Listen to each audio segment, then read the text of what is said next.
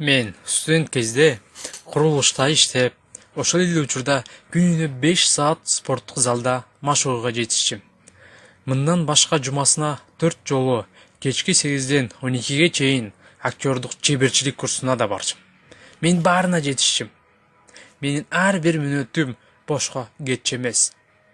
Эгерде сиздин максатыңыз жок болсо, бул жашоодо эч нерсеге жетишпейсиз.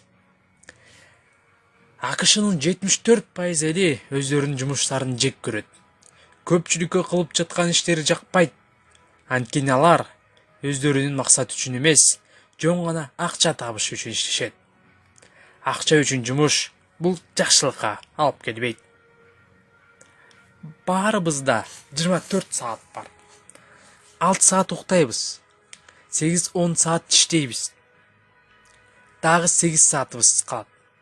1-2 саатыбыз жолго кетсе, калган 6 саатыбызда кайсыл жакка коротобуз? Социалдык тармаккабы, ушакташкангабы, же дагы башка бир максатсыз иштергеби? Демек биз 6 саат убактыбызды асманга учуруп жиберип жатабыз. Жеңилүүдөн, ийгиликсиздиктен коркпоңуз. Бул иштер болбосо, сиз өнүгүүгө жете албайсыз. Майкл Джорданга журналист "Сиз эң күчтүү баскетболчусуз" деп айтканда, спортчу минтип жооп берген: "Сиздер мен ийгилигимди гана санап жатасыңар.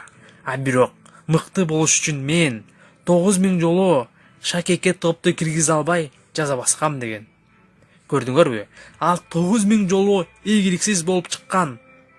Бул нерсе аны ийгиликсиз кылдыбы? Жок. Андыктан ката кетирүүдөн коркпоңуз.